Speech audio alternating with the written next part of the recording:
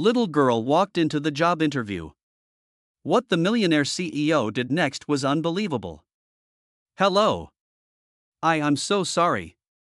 Sarah's voice trembled as she pressed the phone to her ear. Her breathing was shallow, rapid, a result of the fever burning through her fragile frame. I'm in the hospital. I truly want to come.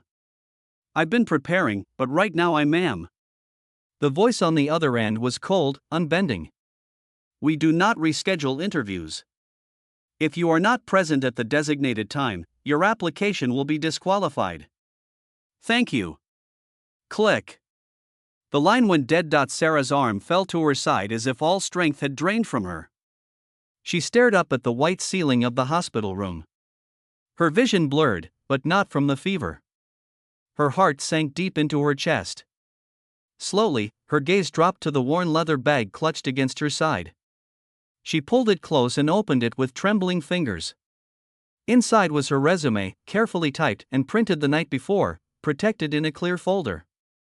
A tiny, hopeful note she had written to herself rested on top. This is the start of something better. Tears rolled silently down her cheeks. Please, she whispered, barely audible. Do not take this chance away from me. My daughter needs this. She deserves more. In the quiet corner of the room, a little girl sat curled on a plastic hospital chair, legs swinging above the floor. Her name was Lily. She was 4 years old, with hair the color of honey and eyes as blue and bright as the morning sky. She had watched her mother make sacrifices every single day, watched her come home late from the diner, exhausted, only to sing lullabies before bed. Watched her fix their broken toaster with duct tape and a spoon. Watched her skip dinner so Lily could eat, and now Lily had watched her mother cry. She did not speak. She simply sat still, small hands clenched on her lap, her face serious beyond her years. When Sarah fell asleep, finally overtaken by medication and fever, Lily stood on the chair, leaned over, and gently brushed a strand of hair from her mother's damp forehead. Then she climbed down. She tiptoed to the bag, unzipped it slowly, and took the folder inside. She stared at it for a long moment. Then she turned, walked to the coat rack, and reached for her favorite pink dress, the one with the little white bows on the sleeves. She slipped into it without a sound, with both hands clutching the oversized folder. She padded out of the hospital room and down the hallway. No one noticed her. No one stopped her. She found her way to the ground floor and out into the city morning. Cold wind pushed against her small frame, but she didn't flinch. She knew where she needed to go. She had seen the building on the brochure her mother had taped to the fridge. The city bustled around her, strangers moving too fast to notice the little girl walking alone, determination in every step. She crossed streets with the confidence of a child who believed in her cause. She took the right bus because she remembered the number. She held the folder tight against her chest as though it contained magic. 40 minutes later, Lily stood in front of a tall glass building, towering into the sky. The letters on the front read, Braden & Co., Global Solutions. She took a deep breath, then walked into the reception area. At Braden & Company was buzzing with the usual early morning rhythm. Behind the front desk, Charlotte, the receptionist, was flipping through her schedule when a small shadow appeared across the marble. She looked up. A little girl stood there, no taller than the counter itself. She wore a soft pink dress with white bows at the shoulders and a tiny red clip holding back a strand of honey blonde hair. Her blue eyes were wide, curious, and utterly serious. Charlotte blinked. Sweetheart, she said slowly, leaning over the counter. Are you looking for someone? The girl nodded, clutching a folder almost half her size. I'm here for the job interview, she said simply. There was a pause. Charlotte tried to process what she'd just heard. Interview? Yes, the girl said again, lifting the folder higher. It's my mom's. She's really good, but she's sick today, so I came instead. Charlotte stared at her. Around them, a few employees slowed their pace, watching the scene unfold with growing interest. What's your name, sweetie? Lily. And your mom's name? Sarah Parker. Charlotte quickly scanned her list. There it was. Sarah Parker, scheduled for 9 a.m., the last candidate of the morning. She hesitated. Okay. One moment, Lily. She pressed her earpiece. Lena, could you inform Mr. Braden that he needs to come down? Just tell him it's important. Very. Upstairs in the sleek glass-walled executive office, Albert Braden sat alone at his desk. 32 years old, impeccably dressed in a tailored navy suit, he was known for being brilliant, ruthless in business, and as emotionally unavailable as he was successful. He had built his company from nothing, and along the way lost interest in small talk, holidays, and anything that resembled family, until his assistant appeared at the door, a flicker of a smile tugging at her lips. Albert, you may want to take this one in person. He raised an eyebrow. Is it the Harvard grad or the ex-Google manager? Neither, she said. It is very unique. Just come down. Albert sighed, stood up, adjusted his watch, and made his way downstairs. When the elevator doors opened, he was greeted by a sight so unexpected that he stopped short. There she was, barely taller than a fire hydrant, standing in the middle of the lobby like she owned the place. The moment she saw him, her face lit up. You're the boss, she asked cheerfully. Albert blinked. Yes, I am. I'm here to show you my mom's paper, she said, walking right up to him. She's sick, but she really wants this job, and I think she deserves it. She handed him the folder with both hands. It was slightly smudged, the corner bent, but he took it. The room was silent. Dozens of people held their breath. Albert looked at her for a long second. Then, for the first time in years, the corners of his lips tugged upward, just barely, but enough to be real. He turned to Charlotte. Clear my schedule for the next 15 minutes. Charlotte blinked. Sir? I am conducting an interview. He turned back to Lily and gestured toward the hallway. Shall we? She beamed and nodded. Inside the conference room, Albert pulled out a chair for her. She climbed up with practiced confidence, placing her feet on the bar below. Albert took his seat across from her and opened the folder. So, Lily, he said, adjusting his tone. Tell me why your mother wants to work here. Lily leaned forward slightly, resting her hands on the edge of the table. Her voice was clear, not rehearsed, just honest. Mama works really hard, she said. She does not buy anything for herself. She always saves money for me. She wants a job that's not just cleaning or waiting tables. She says she wants to use her brain again. Albert looked at her, unmoving. She went to college, but she had to stop, Lily added. Because she had me. He blinked slowly, his jaw tight. And you think she would do well here? Lily nodded enthusiastically. She's really smart and kind. She always helps people. Albert stared down at the resume again, this time reading every line more carefully. Then he looked back at the girl. And why did you come here today, Lily? She smiled. Because Mama was really sad when she hung up the phone. She said she wanted to give me a better life, so I came to help. Albert leaned back slightly. His expression softened. Not much, but enough for anyone who knew him to realize something profound had just shifted. He gave a small, genuine smile. Well, then, he said, closing the folder gently. Let us begin the interview. Can you tell me, he asked, what your mom is like? Lily's hands were folded in her lap. She blinked, thinking, then said with quiet certainty, Mama works all day. All the time? He tilted his head slightly. What kind of work? She cleans houses. And sometimes she's a waitress. Sometimes she brings food to people's doors. She never gets to sit down much. Albert frowned slightly, nodding for her to continue. She never buys anything for herself, Lily added. Even when her shoes have holes, she says, no, these are still good, and then she buys me new ones instead. Albert glanced down at the girl's feet. White sneakers with glittery stars on the sides. New, clean. It made sense now. She always puts me first, Lily said, and her small voice turned soft. Every time. There was a long pause in the room. In that quiet, Albert felt something stir inside his chest. Something that had been still for too long. Did your mom go to college? He asked gently. Lily nodded. She did. She says she loved learning, But she did not get to finish. She had me. Albert's breath caught in his throat. He leaned back slightly in his chair, eyes never leaving her. She told me, Lily continued, that she didn't regret it. She says I'm her favorite reason to stop anything. That sentence, so pure, so full of loyalty and sacrifice, landed with the weight of truth. Albert closed the folder. He could imagine it, a young woman, bright, ambitious, full of potential, and then suddenly completely alone. No family support, no partner, a baby. And instead of running, she chose to stay, to build a life around that baby, even if it meant scrubbing floors, waiting tables, missing meals. "And what do you want for your mom?" he asked, his voice low. Lily tilted her head, thinking again.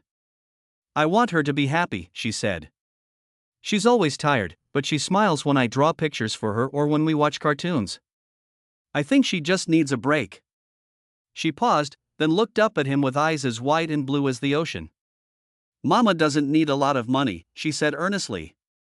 "She just wants a job that lets her buy ice cream every weekend." Albert froze. Something about that, so simple, so heartbreakingly innocent, cracked a piece of his well-armored exterior. "She told me once," Lily whispered, "that she would be the happiest woman in the world if she could just give me that, a little bit of ice cream. Every Saturday." He swallowed hard. For a moment, he forgot to breathe. Lily shifted in her chair, legs swinging again. Albert finally leaned forward, placing the folder gently on the table. "Lily," he said softly, "you know, I have interviewed a lot of people in this room." She looked at him curiously. "But no one has ever said something that mattered quite like that." She smiled, unsure what he meant, but sensing it was something good. "I think," he said slowly, choosing his words with care, "your mother might be exactly the kind of person we need." Lily's face lit up. "Really?" Albert nodded. "Really?" Then, for reasons he could not explain even to himself, he added, "and I happen to know a place that has very good ice cream." She beamed. "Mama would like that." He smiled a little wider now, a rare genuine smile, one that reached all the way to his eyes. For a moment he let himself imagine it, Sarah sitting across from him, not in desperation, but with dignity. Lily by her side, laughing. A life that was not built on sacrifice alone, but one where someone finally showed up for them. He stood, walked to the door, and called for his assistant. "Please find out which hospital Sarah Parker was admitted to yesterday," he said calmly. "Send flowers and something for a little girl. Ask if she is available for a formal interview once she is well." Then he looked back at Lily, who was now standing proudly beside the chair, folder in hand again. "Thank you for coming today," he said. "You did a very brave thing." She shrugged playfully. "Mama says I'm brave all the time." Albert held the door open for her. "She's right." The morning sunlight slipped through the hospital blinds, warm against Sarah's pale cheeks. She turned her head slowly and saw it, a small bouquet of wildflowers in soft pastel shades resting on the bedside table. Next to it was a neat little box wrapped in simple cream paper with a satin ribbon. A note leaned against the flowers. Confused, Sarah reached for it with trembling fingers. "To the strongest woman I have yet to meet." Her heart skipped. Carefully, she opened the box to find a small pack of chocolate milk and a handwritten card. Nothing extravagant, but impossibly thoughtful. Lily. Her stomach dropped. She reached for her phone with panic tightening in her chest. What had her daughter done? Fumbling, she dialed the company's number. A soft female voice answered. "Braden and Company, this is Charlotte speaking." "Hi." "Hello. This is Sarah Parker," she said, her voice still weak. I think there's been a misunderstanding. My daughter, she's only 4. I think she may have come to your office yesterday with my resume. I'm so sorry. She didn't mean any harm. She just," the woman chuckled gently on the other end. "Miss Parker, no need to worry. In fact, your daughter might be the bravest person to ever walk into our lobby." Our CEO was very impressed. Sarah froze. "Your CEO?" "Yes," Charlotte replied warmly. "He would like to meet you formally this time." If you're feeling better, he's cleared some time this afternoon. Sarah's breath caught. Are you sure? We are very sure. That afternoon, Sarah stepped out of a cab in front of the towering Braden and Company building. She clutched her bag tightly, her legs still weak. She had changed into a simple navy blouse and skirt, not the best she owned, but the cleanest. Her blonde hair was tied back neatly. She tried to steady her nerves, but her heart thudded relentlessly in her chest. Inside the lobby, the receptionist greeted her like an old friend. Miss Parker, welcome back, Charlotte said kindly. He's expecting you. Sarah followed her through a series of quiet hallways and into an elevator. When the doors opened on the top floor, Charlotte stepped aside. He's in there. Sarah nodded and walked in. The office was spacious and modern, filled with natural light. At the large glass desk near the window stood a tall man with dark hair and an air of calm precision. Albert Braden. He looked up and smiled. A real smile, not polite, not forced. Miss Parker, he said, stepping forward. I'm glad you're feeling better. Sarah's eyes widened slightly. Thank you. I'm so sorry about my daughter. Albert raised a hand, stopping her gently. There's nothing to apologize for, he said. She gave one of the most compelling presentations I've ever witnessed. Sarah blinked. He gestured to the chair in front of his desk. Please have a seat. She sat, legs crossed at the ankle, bag on her lap like a shield. Albert sat down, too, and for a moment he simply studied her. You know, he said, tapping the folder on his desk, I have read thousands of resumes, but yours came with the most remarkable letter of recommendation I've ever received. Sarah's lips parted slightly, her heart thudded. Albert smiled again, softer this time. She believes in you more than anyone I've ever met believes in anything. Sarah lowered her eyes for a moment, the heat rising to her cheeks. She's my whole world. I can tell, Albert said. Which is why I would very much like to see what you can do here. Sarah looked up, hope flickering bright in her eyes. Sarah's first day at Braden and Company felt like stepping into another world. Albert offered her a position as a junior project assistant. She had expected an internship, maybe a trial period, but this was real. The team was polite but distant. Some whispered that she had been hired out of pity. Others simply ignored her. But Sarah didn't flinch. She came early, stayed late, took notes, asked questions. She soaked up every training video, read every company report. And when she made mistakes, and she did, she owned them, fixed them, and never repeated them. Slowly, the tone began to shift. Someone asked her for help. Another asked if she could organize a meeting schedule. And then someone said thank you and meant it, but one person never doubted her.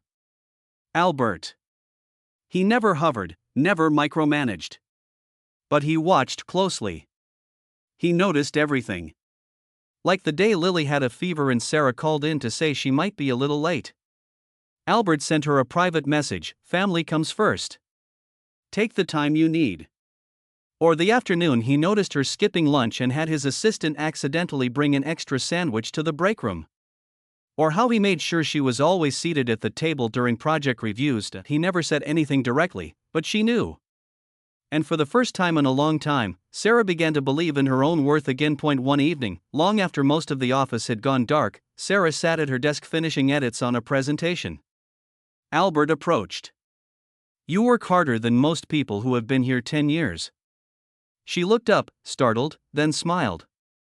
Guess I have 10 years to catch up on. He gestured to the chair beside her desk. May I? She nodded. For a moment, they just sat there, two people surrounded by quiet. Then Sarah spoke, voice low.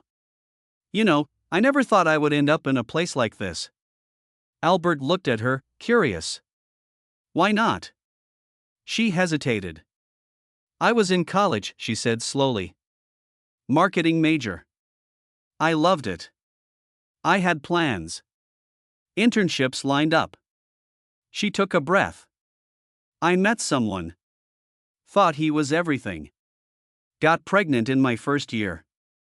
Albert's expression didn't change, but his gaze softened. I thought maybe we'd figure it out together, but he left. Disappeared. She paused again.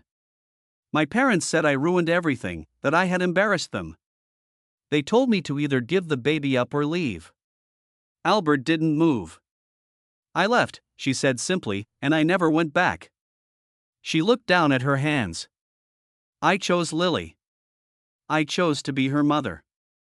But I had to let go of everything else. The degree, the apartment, the future I thought I'd built. Albert reached across the desk, gently placing his hand over hers.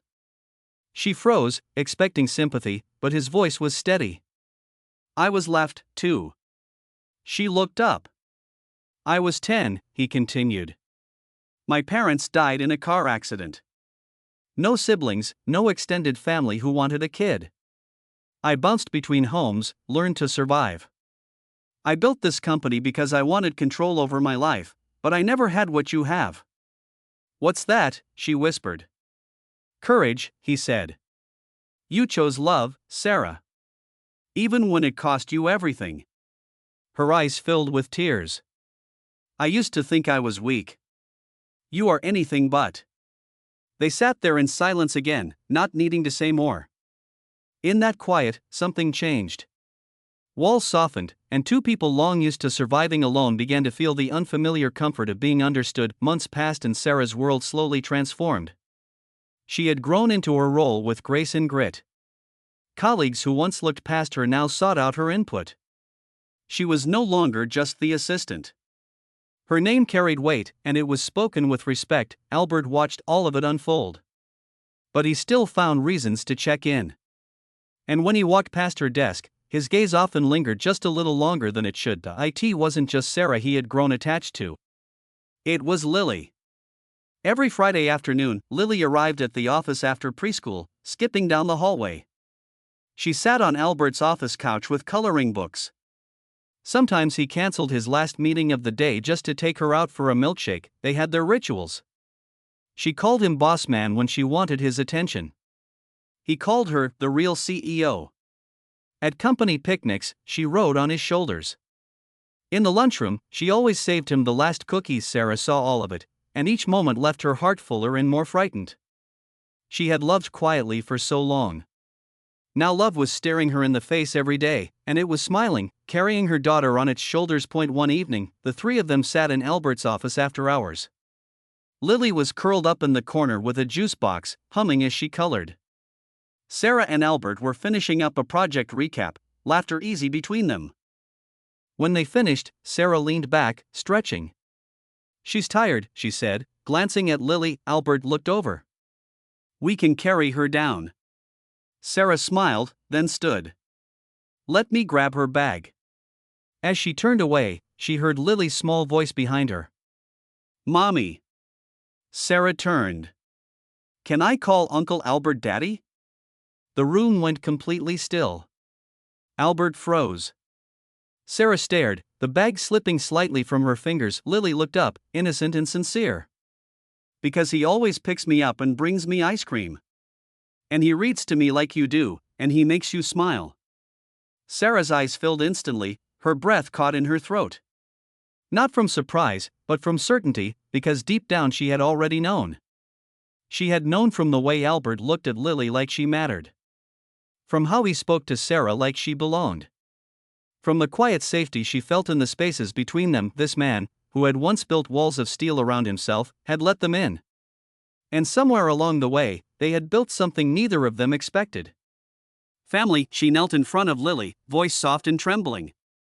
You can call in whatever feels right to you, baby. Then she turned toward Albert, afraid of what she might find in his face. But he was already walking toward them. He crouched down beside them both, eyes gentle. He looked at Lily, then at Sarah. I would be honored, he said. Sarah broke. Tears spilled freely now, not of fear or even relief, but of something far deeper. Belonging. 1 year later, Sarah Parker was no longer just the nervous young mother who had walked into Braden and Company with nothing but hope and a resume. She was now Sarah Parker, project team lead. Confident and poised, she led meetings, guided junior staff, and earned praise from every corner of the company, and always close by, quietly and constantly, was Albert.At first. The relationship was private, not from shame but respect. But as weeks turned into months, it became impossible to hide. Albert brought Lily her favorite pastries on Monday mornings. Sarah was the only one allowed to interrupt his meetings. And the way their eyes met across the room told a story no one needed explained. It was never office gossip. It was something real, something people quietly rooted for. Lily, too, had become part of the company's fabric. She had her own seat in the break room, a drawer for crayons in the supply cabinet, and a fan club made up of executives and interns alike. She once opened a quarterly meeting with a cheerful, "Good morning team," and no one forgot it. Many. She was the company princess. To Albert, she was simply his daughter. On the night of the annual Christmas gala, the ballroom sparkled with soft gold and forest green. Sarah stood by the grand tree in a deep blue gown, glowing with quiet grace. Lily twirled nearby in a white dress, silver shoes flashing beneath her as she laughed and danced. Albert stood just a few feet away, dressed in black tie, watching them both. His smile was different now, warm, open, deeply content. Later, someone tapped a glass. The room quieted. Albert stepped forward. "I know this is the time of year when we usually talk numbers, growth, and goals," he began, glancing toward Sarah. "But tonight, I want to talk about something that changed my life." He looked toward Lily, now enjoying 2 cookies with frosting on her cheeks. "A year ago, I received the most unexpected job application I've ever seen. It was hand-delivered by someone about 3 feet tall, wearing a pink dress, holding a resume twice her size." Laughter rose around the room. Sarah covered her face, tears threatening already. Albert smiled, then grew more serious. "That little girl walked into my office with no fear. She looked me straight in the eye, and in that moment, she brought more than a resume. She brought hope, courage, and the beginning of something I never knew I needed." He stepped toward Sarah and Lily and gently pulled them close. "To both of you," he said softly, eyes misty now. "Thank you for showing up, for holding on, and for walking into my life exactly when I needed you." Then turning to Lily, he whispered with a smile, "For stepping into my office in that pink dress, holding that giant resume." Applause erupted, glasses clinked, and beneath the sparkling lights they stood together, not as CEO, employee, and child, but as something much more lasting, as a family. A family born from bravery, faith, and one unforgettable walk into the unknown. And so, a little girl in a pink dress, armed with nothing more than love, courage, and her mother's resume, walked into a world that wasn't meant for her and changed it forever. Sometimes family is not about where we come from, but who walks beside us when life gets hard. And sometimes love finds us in the most unexpected places, like a boardroom, a hospital bed, or the heart of a child.